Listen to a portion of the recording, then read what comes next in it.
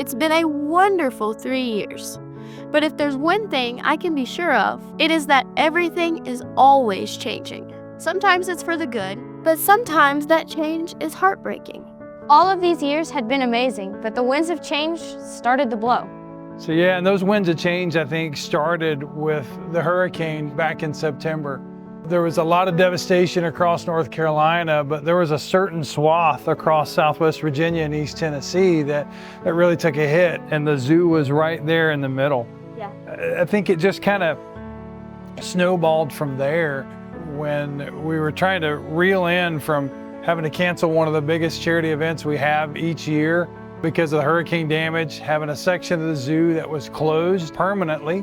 After that hurricane damage, 56 trees were down across fences, across buildings. These were massive trees. As the winds of change started blowing, something we never could have predicted happened.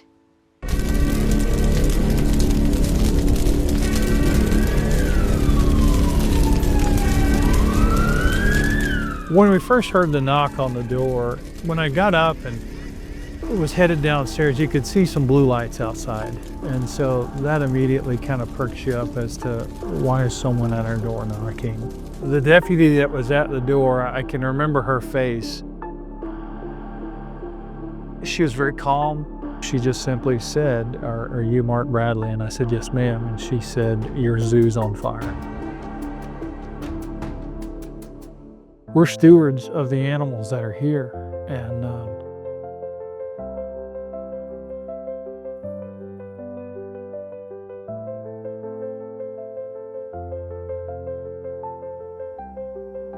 it's our responsibility to ensure not only are they surviving and thriving, but that we're taking care of them. And so to hear that there's a fire in the zoo, not to humanize these animals at all, but they are somewhat family to us. If the buildings are gonna burn, let them burn, but let the animals be okay. There were 7 fire trucks here, police cars everywhere. And the flames from this building were 100 feet high. It was just truly a surreal scene. Our first steps were to go and check the leopard enclosure, which was the next closest enclosure. It had been in flames. The leopards were moved to the back of the exhibit, and the firefighters had put the flames out. So we were able to shift those leopards into lockout areas to make sure that not only are they safe, but the first responders here were safe also. We have relocated some of the animals to some other facilities. The main portion of animals here at the zoo are still here. They now have electricity, and they really worked tirelessly to ensure that the rest of the zoo was spared. They told me the zoo burned, and I thought the whole place burned. But then they told me that it was just the barn and gift shop, so there was a relief that it wasn't everything that burned.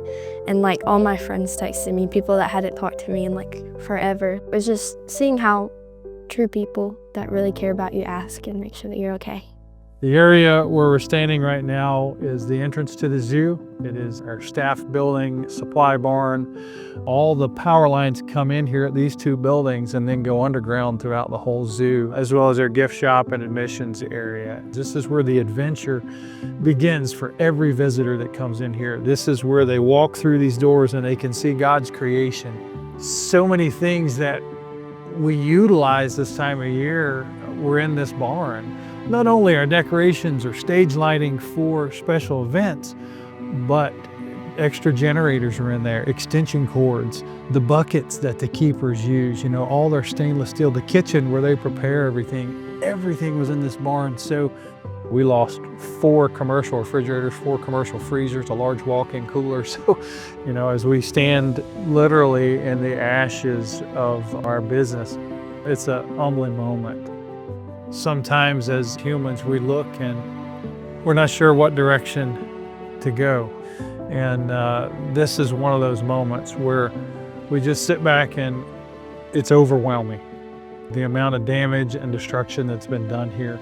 God has a vision sometimes that we can't see.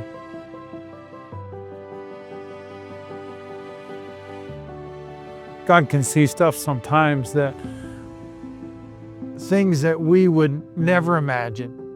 And so he has a plan for this, even though we can't see what that is. It was truly one of our lowest moments. Lauren, who you might remember from season 2, heard about it online. It was extremely devastating to hear about what all was in there, what all they lost. I reached out to them and let them know how sorry I was and if they needed anything to let me know. For Ben, it was unbelievable. The day before was just normal as can be. Everything was checked. But I remember leaving and going home, about to go to sleep, and my mom had opened my door and she was like, someone told us that the zoo was on fire. I remember just jumping up and grabbing the closest pair of blue jeans I had and just parked my car in the road and started sprinting up to the barn. It was devastating to see, just from something that I'd worked in every day, you know. 20 years of hard work gone in a matter of minutes. It hurt to see that and knowing all the work he'd put into it. And I mean, my head was hung, you know. Like I was moping around because I was sad, but when he came down and the first thing he said was like, it's gonna be all right, we'll get through it. It's a humongous testimony of faith. It was a challenging time.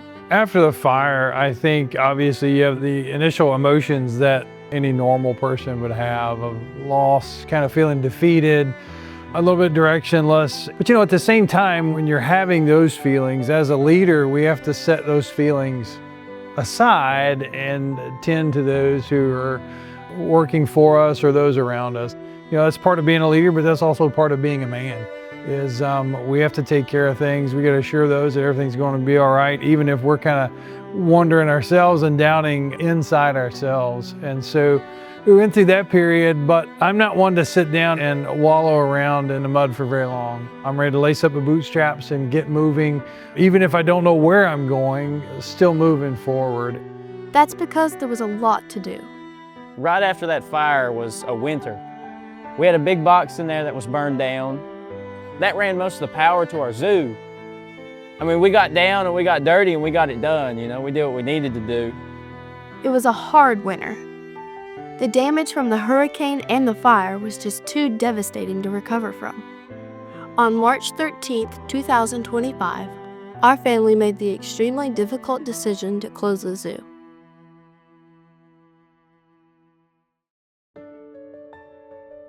But up from the ashes came a new dream.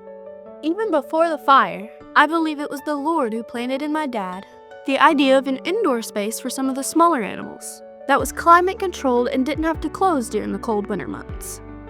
And so that was kind of where we were, and you know, some things worked out in our favor as far as finding a facility, a building to move into. But even that was not an easy road. Just when you think that you've got some smooth sailing, then you know, something negative would happen, and it wouldn't be anything as dramatic as a fire or a hurricane, but I think having gone through those, just any small setbacks were just like, are you kidding me? So there's been some triumphant times, and there's been some times where we weren't at rock bottom, but we're still left scratching our heads, and there's a lot of times that God's been silent. I remember one night in specific in the zoo, you know, I just screamed out to God, like, what do you want? I'm doing everything I can. I'm listening. I'm waiting for your direction, and you got nothing, pal. And it's times like that I think that God wants to bring us to. When we've done everything we can't do anything else, not for lack of trying, but for lack of, we don't know what else to do. And so I'd like to say that that night, I had this great epiphany, a billboard fell out of the sky, but it didn't. But still, God helped us slowly move forward and begin this new adventure. So we're in Kingsport, Tennessee, which is 30 minutes away from where we were in Gate City, Virginia. So a lot of the same folks that we saw there, they're right here. This is kind of the hub for everything that even occurred over in Gate City where we were, because we live on the state line there. So a lot of our business was already conducted in Tennessee. So when we approached, we were met with open arms, and it was really neat to see how the city rallied around us coming here. It took a lot of time and effort to get this place ready. So what we've got here is a 22,000 square foot building, but we don't want you to feel like you've walked into a building. I want you to feel like when you've come through those front doors that you've been transported into a jungle, deep in the jungle, far away. So we're starting to do that with putting some vines overhead. We're gonna dim the lights in here. We'll have special effect lighting so that there's not as much light outside out here like it would be in the dense rainforest. And then the exhibits will be lit. The neat thing about bringing exhibits indoors is it's a little more intimate. You can come right up against the glass as opposed to being much farther away from the animals when you're in an outdoor zoo. We've also tried to pull in not only the jungle theme, but also a temple theme. So we've recreated a stone look. We've used some natural stones, some concrete stones, some artificial carved stone. We've used all that to kind of put together a theme as if you've just kind of stumbled upon this place that's almost been lost to time. Each indoor exhibit needs to fit the animals that are living in it. So one of the things you have to take into account when you're moving animals indoors is what kind of animals are going to thrive there. And so lots of different animals can. We use artificial UVB lighting to mimic the sun, but we've also got some animals in here that will actually like a lot of the dark. And so over here, we're building an owl monkey exhibit. All right, these guys got great big eyes, pretty cool to see. You don't often get to see them because they hide a lot during the daytime. But where we have simulated a natural environment here for them and it's a little darker, these guys will come out, you'll be able to see them. You know, we've got some different tropical birds in some of the other exhibits, toucans, aracaris, toucanettes, things like that. But it's not just about the animals here, it's also about telling a story. So this is one of the main features inside the building. Everything you see as we're coming in kind of ties in to this just old, dilapidated temple ruins. This in particular has been in the works from the time we started inside the building. We knew this was going to take the longest, so we're still working on it. Not only have we had rocks and artificial rocks and all that to put in, but it's also a matter of painting these so that they look authentic. You know, changing the new to make it look old is definitely an art form. Steve has done an amazing job in here recreating this. There's a waterfall that's actually coming out of the broken face up there and trickling down into a pond. We've got some artificial trees here. See, there'll be a large glass wall here as well.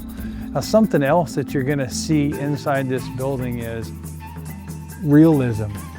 We'll have simulated thunderstorms that come through every so often. The sounds of the jungle will be all throughout the facility. The thunderstorms will come through complete with almost a simulated cloud cover, lightning, the sound of rain, wind, fog, that sort of thing. And it actually gives the animals an opportunity, even though they're inside, to experience what they're actually going to experience outside as well.